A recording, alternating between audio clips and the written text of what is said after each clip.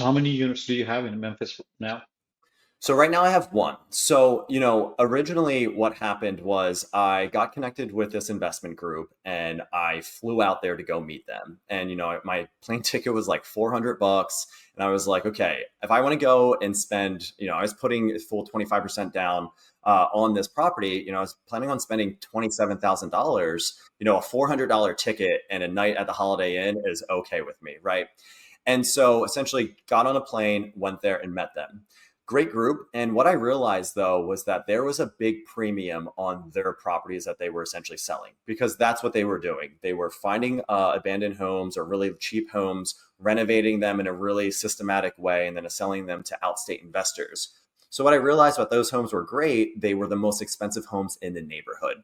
So while after I went on that tour, I essentially went on Trulia and I found a house that was like $100,000 that looked like it was recently remodeled, filled out the form, and I met this amazing guy named Billy.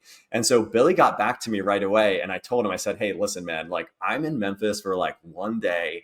And I just went through looking at all these houses. And he goes, listen, I can probably find you a house that is a turnkey house that you can essentially go and find and purchase without going through this group. He picked me up from my hotel. Me and this guy drove around Memphis. We looked at like 13 houses in that one day, and essentially gave me the lay of the land of why Memphis is operating the way that it's operating, what neighborhoods.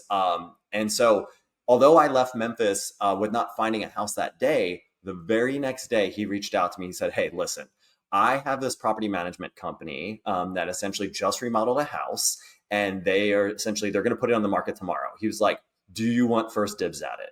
And so, sight unseen, I went and I put an offer in on this home, and that's how I went down the road of buying a house in Memphis. Awesome. And then you moved to Nashville, right? Yep. So let's talk Yes. about that. Yeah. So, in my journey of investing in Memphis, my original big plan was, okay, I'm going to go in and I'm just going to start investing in low income areas, essentially houses that were in C neighborhoods that I could get for $120,000. And then what I quickly realized, again, me being a little impatient, is that in order to do that, you need volume. You need a lot of houses. And in talking to the property management, this gentleman was very versed in Memphis itself. This guy owned 45 houses. And I was like, that's a lot of units, right? Like that's like on another level. So what I quickly realized after purchasing the home was in order to essentially actually make an impact, I could not buy turnkey homes. I would need to go and buy a house in Memphis, find a construction company or team to essentially renovate the house for me. So, like I said, I had to move out of the ADU in the back of the LA house. I was ready for a change to get out of LA after 10 years, bought the house in Memphis. I was like, you know what? Nashville's a very innovative city, been here a few times. It's 3 hours away from Memphis. I could move to Nashville and start buying these homes and essentially renovating them. Well, that game plan probably took about like 6 months to like put together. And during that 6 months of time, right, owning a house in Memphis had its own challenges, right?